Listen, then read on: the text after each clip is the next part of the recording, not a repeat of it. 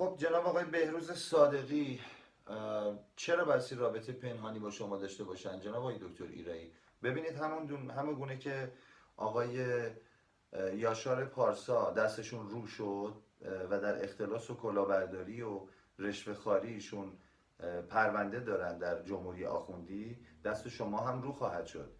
ببینید این تابت سر باز کرده، چرک تعفن از داخل اون به بیرون داره نشت میکنه. اون عزیزانی که میگفتن باوند چرا این کارا رو داره میکنن، نمونهش آقای یاشار پارسا هست. حالا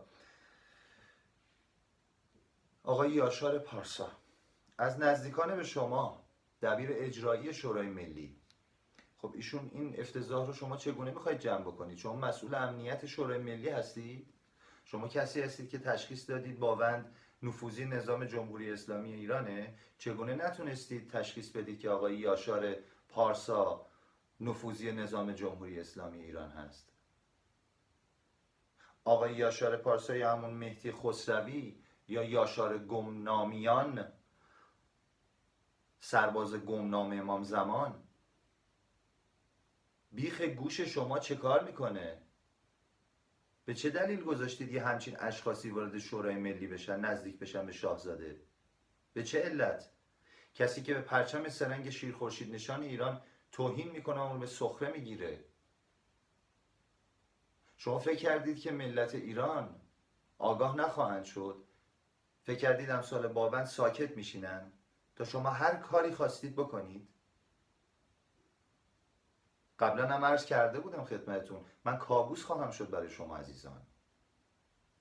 بهتون فرصت هم داده شده بود تا اینکه بازگردید، تا اینکه عذرخواهی کنید از مردم. این کار رو نکردید جناب آقای دکتر ایرایی.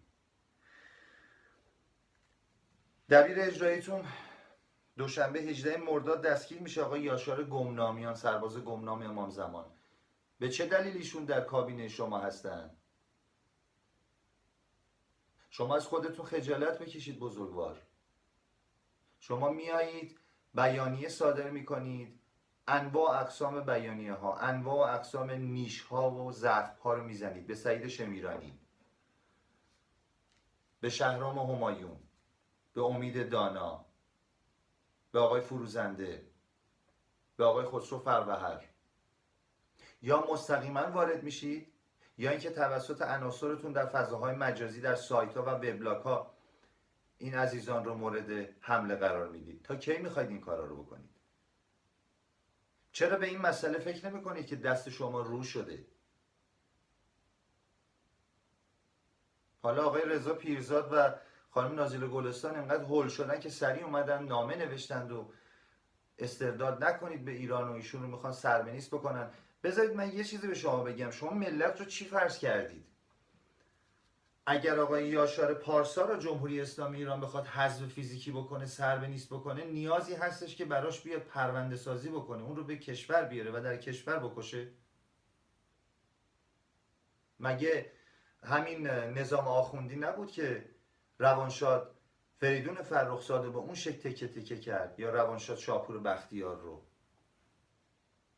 کاری داره برای نظام جمهوری اسلامی ایران خفه کردن مخالف خودش که بخواد اون رو وارد ایران بکنه و شما میرید شاهزاده رو راضی میکنید که نامه بنویسن که این فرد رو انتقال ندید به ایران. خب این همه پناهنده سیاسی ما در کشورهای خارجی داریم، این همه پناهنده‌ای که دیپورت میشن به کشور، لبان خودشون رو میدوزن، با بنزین خودشون رو آتش میزنن. چرا برای اونها بیانیه صادر نمی کنید؟ چرا برای اونها دفاعیه صادر نمی کنید؟ چرا دلتان برای اونها نمیسوزه؟ چرا جان آقای یاشار پارسا برای شما اینقدر مهمه؟ آقای مهدی خسروی، به چه دلیل؟ اگر خواهان آزادی هستید، اگر خواهان این هستید که ایرانیانی که پناهنده سیاسی هستند خون از دماغشون نیاد، موی از سرشون کم نشه، چرا به فکر بقیه نیستید؟ فقط یاشار پارسا. چرا هول شدید؟ ترسیدید ایشون بیاد ایران پرونده هاتون رو بشه؟ بترسید، به خاطر اینکه ایشان هم اگه به ایران نرن امثال باوند هستن که پرونده شما رو کنن. آقای دکتر لطف‌الله آجودانی چرا بایستی با شما رابطه داشته باشه؟ میتونید این رو به من بگید؟ من تمام مدارک رو برای آقای شاهزاده رضا پهلوی آماده کردم. خیلی چیزها از شما لو رفته جناب آقای دکتر ایرایی. ایمیل هاتون، کامنت هاتون، تماس هاتون، تمام اینا لو رفته. تا کی میخواید قطع رابطه کنید با مردم؟ تا کی میخواید صد بشید جلوی ارتباط مردم رو و شاهزاده؟ تا کی میخواین این صد رو ایجاد بکنید؟ تا کی میتونین دووم بیارین پشت این صد؟ صد شما پوشالی است، کاغذی است.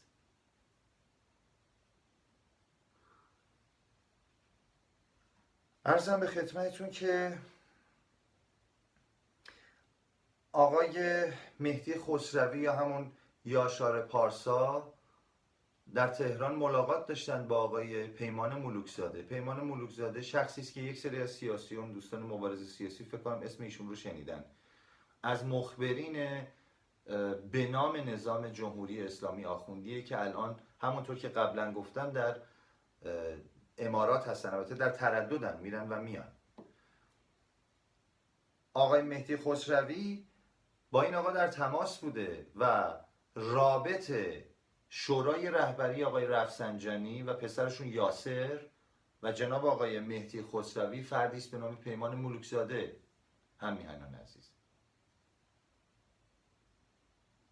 پیمان ملوکزاده شخصی است که یک بار ازدواج کرد، جدا شد از همسرش، دفعه دوم یک ازدواج سیاسی میکنه و از ازدواج دومش هم در واقع ایشون از خانم دومشون هم جدا میشن و الان با پسرشون در امارات هستن. البته میگم میرن و میان، در تردد هستن. و دوستان آقای مهدی خسروی و جناب آقای دکتر ایرایی در امارات با ایشون هم در تماس هستند. پیمان ملوکزاده خیلی ها رو فروخت، از جمله آقای منوچهر محمدی که الان در آمریکا هستن. جناب آقای محمدی رو آقای پیمان ملوکزاده فروخت و حالا آقای مهدی خسروی رفیق گرمابه گلستان آقای پیمان ملوکزاده از آب در میاد. دست مریضات جناب آقای دکتر ایرایی، خوب مسئولیت امنیت شورای ملی رو دارید، باید به شما تبریک گفت. بخش سوم رو میبینیم پشت همین بخش دوستان.